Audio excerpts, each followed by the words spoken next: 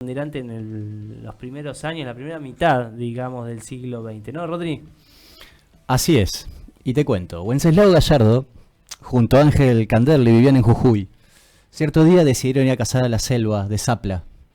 En esa espesura, donde Viltipoco, un líder quechua, había encabezado una guerra de resistencia contra el conquistador español durante el siglo XVI.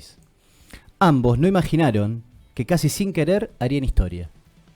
A Canderle, Ángel Canderle, uno de ellos, que sabía de minerales, le llamó la atención el color rojizo del suelo, y como conocedor de los minerales que era, tuvo la ocurrencia de enviar muestras a la ciudad de Buenos Aires. Los resultados fueron concluyentes. Habían hallado hematita, que en estado puro contiene el 69% de hierro. El mineral fue llamado saplita. Corría el año 1939 y el descubrimiento provocaría un antes y un después en la industria nacional. ¿De quién hablamos hoy? Exactamente, del general Manuel Nicolás Aristóbulo Savio. ¿Sí? Bien. ¿Quién fue? El padre de la siderurgia. Claro. Se lo conoce como el padre de la siderurgia. Esto que venías contando ahí al principio, ubicado en la provincia de Jujuy, digamos, podría ser como la antesala. La antesala, sí. Lo que después, lo que va a despertar justamente y toda esta proyección que hace Savio, ¿no? Claro, Savio como militar, ingeniero, lo que hace es desarrollar un plan de siderurgia, ¿no? El Plan Nacional de Siderurgia, nacido el 31 de julio de... el 15 de marzo de 1892, ¿no? Claro. Muere Savio el 31 de julio de 1948, él empieza el plan de siderurgia y a los años fallece. Pero es el que da el pie, es el que, se podría decir que es el continuador histórico del Fray Beltrán, ¿sí? Aquel que cruzó los Andes con San Martín y fue el encargado de crear la artillería y las municiones para el ejército. Claro. O de Mosconi, ¿no? También el general Mosconi. Sí. Bueno, claro, ahí ya compartiendo generación con Mosconi. Claro, muere antes Mosconi, ¿no? Mosconi fue también un militar con una preponderancia muy grande en todo lo que después sería, bueno, la YPF que conocemos hoy en día, digamos, todo lo que la explotación petrolera, petrolera del país tiene que ver también con Mosconi. Bien, ¿y qué impulsó el general Savio? El general Savio estuvo como varios militares, como Perón y demás, viajando por Europa en la década del 20 y 30, y encuentra ahí en Alemania, en Bruselas y en distintos países, en Francia, como el motor de la industria mundial, ¿no? Encuentra qué estaba pasando, ¿no? Claro. Entonces trae ideas, si se quiere, innovadoras para el país, o qué estaba necesitando el país para poder lograr soberanía, ¿no? Él lo que tenía en su proyección como país era la soberanía. ¿La soberanía en qué? Imaginemos un contexto de guerra, ¿no? Década del 30, década del 40 del siglo pasado, previo a la Segunda Guerra, durante la Segunda Guerra, mismo acá la guerra del Chaco paraguayo también, claro. Conflictos en Latinoamérica y demás. Decía, bueno, ¿qué pasa si no tenemos la posibilidad o la capacidad de importar esos minerales o los elementos que necesitamos para poder autoabastecernos de los elementos que necesitamos como fuerza militar? Entonces, vamos a depender de otros. Vamos a depender de otros. Entonces, la soberanía y la autonomía en ese sentido fue lo que lo impulsa en un primer, como un primer objetivo, si se quiere, a este general, ¿no? A Savio. Sí, totalmente. Y también digo, en ese caso también vinculado al desarrollo, porque no hay desarrollo industrial si no hay formación técnica también. Y ahí también metía como una cuña importante. Tal cual, y hoy pensando en que se desfinancia la escuela técnica en un 93% del presupuesto nacional, Savio no estaría muy contento, ¿no? Pero ¿por qué no estaría contento Savio? Y porque desde una visión estratégica decíamos esto, buscó la soberanía nacional industrial, ¿no? En 1941 impulsa la creación de fabricaciones militares, el padre de la siderurgia. ¿Qué hace? A partir de la fabricación militar, decíamos esto, el autoabastecimiento, ¿no? Y en 1945 yo empiezo haciendo esta crónica, si se quiere, de quién descubre ahí en Zapla la tierra, la hematita, ¿no? Claro. El mineral de la hematita, que es 69% en hierro, ¿no? Entonces crea los altos hornos Zapla, claro. ¿no? Es el primer horno de fundición del país, ¿no? Claro. Y uno de los más grandes fue en el contexto latinoamericano, en función de la fabricación de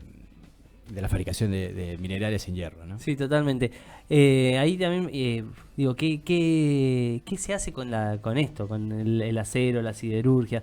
Es importante pensarlo en este horno con todo lo que después sobre todo en esa época, estamos hablando del 1945, explosión industrial del país y la posibilidad que eso después abre del desarrollo de diversas industria pesada. Digo, estamos hablando de aviones, de automóviles, de heladeras, de no sé, qué más, Rodri, te tiro así, pero producción de hierros, de perfiles de hierro, de chapas navales, de perfiles para construcción de carrocerías, base de la industria automotriz y naval, esto que decías vos, Elías.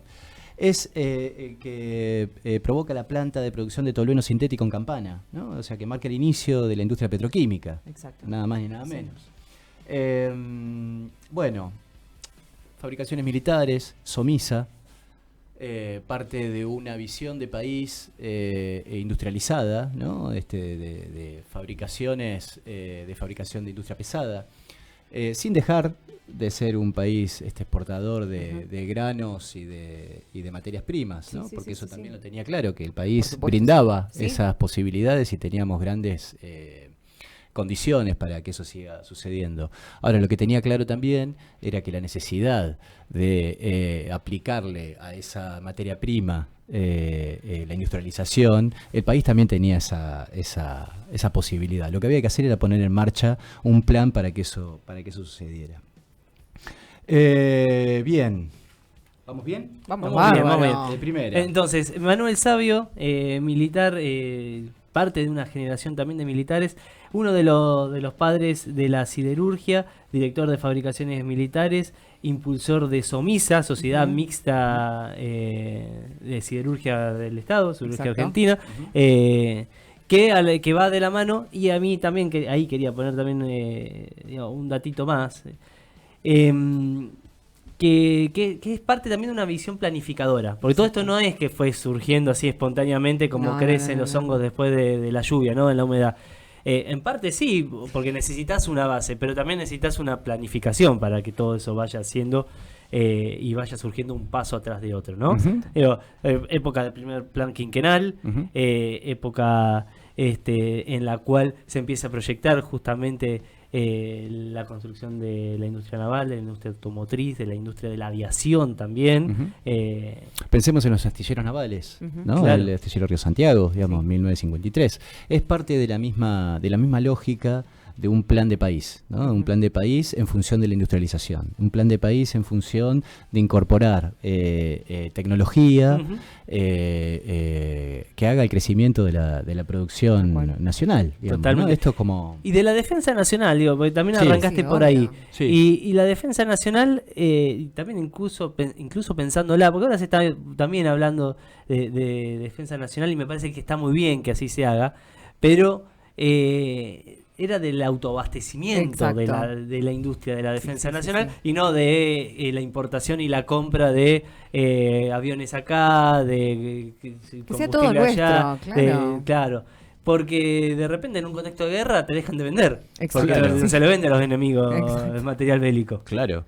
Pensemos que SOMISA, que es esto es creación de Savio, ¿no? SOMISA es la Sociedad Mixta de Siderurgia Argentina, ¿no? Él entendía también de que no solamente tenía que ser el Estado, sino habilitar a los capitales privados para que también fuesen parte de la innovación tecnológica y que también fueran parte de ese crecimiento y de esta cuestión, no digo tercerizar, pero sí empezar a ser parte de esa lógica industrializadora, digamos, los capitales privados, ¿no? En un inicio, importante eso que es capitales mixtos, ¿no? No solamente el Estado haciéndose cargo. Exacto. Claro, él decía que para evitar la cuestión de la burocratización de determinados pasos, ¿no? Él ponía los capitales privados en ese sentido, como que se licitaba y se hacía, Claro. ¿no? Cierta parte. Pero el 80% era estatal, SOMISA, y el 20% era de capitales privados. Entiendo que ahí son 5 minutos lo que dice. ¿Está Sí, bien? sí, Gracias, perfecto. Luqui, bien ahí. Che, bien. Entonces vamos como redondeando. Volvemos a SOMISA, Sociedad Mixta Siderúrgica Argentina. Sí. Lo loco es que no lo logra ver a SOMISA, no la logra ver inaugurada Sabio porque muere en el 48. Claro. ¿Sí? De hecho, la fecha de fallecimiento de él, que decíamos que había sido el 31 de julio del 48, es el día de la siderurgia, ¿no? Claro. Fue nombrado como Sí, Día sí, de la sí. Siderurgia. El que lo inaugura es Frondizi en 1960. ¿No? Sí. Yo ahí por ahí habría que investigar un poco más por qué no se inauguró SOMISA durante el segundo gobierno del general Perón. Ujú. Habría que ver ahí qué es lo que sucedió. También hoy, buscando información y leyendo un poco, entendí que no tenía muy buena relación o no eran del mismo palo de los Sí, bandos pero- militares, ¿no? Entre Sabio y eso Perón. no fue, Bueno, No fue un impedimento. condicionante, No, no, claro, por no fue un condicionante. Pero el por qué no fue inaugurado por el segundo gobierno peronista, no lo sé. Y básicamente tampoco sé si es una respuesta acabada, pero sí son algunos hechos que pasaron en el medio. Digo, además del tiempo que lleva la construcción de la planta, después el segundo gobierno de Perón hay una crisis económica que puede que haya frenado eso, y en el 55 se corta por el golpe militar y se retoma, bueno, lo retoma Frondizi En el otro gobierno, en el próximo gobierno en el democrático. 58, ¿no? Exacto. En el 60. El 60 asume Sí. Frondizi. En el 58 asume Frondizi y en el 60 inaugura Ahí SOMISA. va, por eso Ahí va. decía la Sí, asunción, señor. 58. Sí, señor. Sí. La cuestión es que, bueno, que SOMISA cuando llega siendo parte de la estructura estatal y de un plan de desarrollo industrial y demás. ¿Hasta dónde llega? ¿Hasta qué año llega? Si lo saben, Elías, usted tuvo No. una No, sí, investigación. sí, pero... El alumno Elías estuvo estudiando. Sí, en realidad yo Sí, estudié de lo que estudió el amigo Elías. Ah, bueno, Así que, perfecto. es parte Es- de la columna acá del compañero Muy bien. Y Elías. me parece a mí, bueno, después lo digo, Después pero lo decimos. bueno, ¿hasta dónde llega? Llega hasta donde llegan la mayoría de las empresas estatales, o mejor dicho, de la visión productiva del país. Ujú. ¿Dónde muere? Como muere también gran parte del ferrocarril y otras empresas en los 90, Sí. Sí, en el ahí- neoliberalismo. Exactamente. Pero el tema es que los 2 años anteriores a el vaciamiento, primero un vaciamiento de una tal María Julia Alzogaray, dentro del gobierno menemista de los 90, las condiciones financieras de SOMISA eran superavitarias. Claro. ¿Sí? Tenía, Claro. tenía todo en regla, funcionaba, daba Claro. rédito, ¿no? Justamente por eso la fueron a buscar, ¿no? A SOMISA. Le hace un vaciamiento, de hecho después que yo te puedo nombrar Atriaca, el padre del último que estuvo en el gobierno Sí. de Mauricio Macri, Que fue ministro de Trabajo. fue ministro de Trabajo, fue el primer interventor de SOMISA. No nos Después sorprende para nada. fue juzgado por administración fraudulenta y demás con respecto a SOMISA. Bueno, la cuestión que SOMISA se privatiza el 26 de noviembre de 1992.